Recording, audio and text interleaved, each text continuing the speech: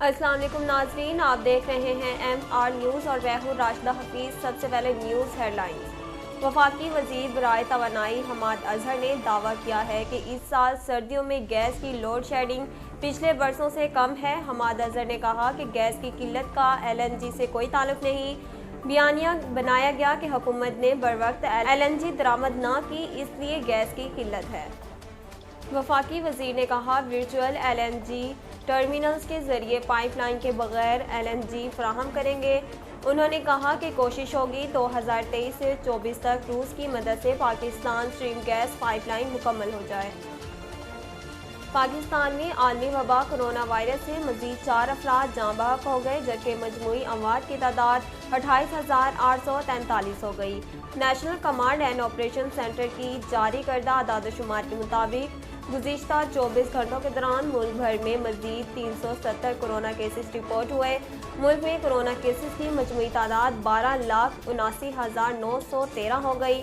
N C او سی کے مطابق گزشتہ 24 گھنٹوں میں ملک بھر میں 44,609 کورونا ٹیسٹ کیے گئے اور مثبت کیسز کی شرح 0.82% رہی۔ صوبہ سندھ میں تاحال ڈینگی وائرس کے حملے جاری ہیں۔ محکمہ صحت کے جاری کردہ نئے اعداد و شمار کے مطابق گزشتہ 24 گھنٹوں کے دوران ڈینگی کے 31 کیسز رپورٹ ہوئے، جن میں سے 29 کیسز کا تعلق کراچی سے ہے۔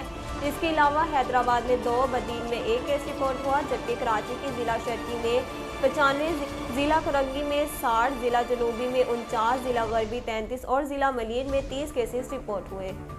چیئرمین نیب کے لیے اپوزیشن اپنے امیدواروں کے نام آج فائنل کرے گی۔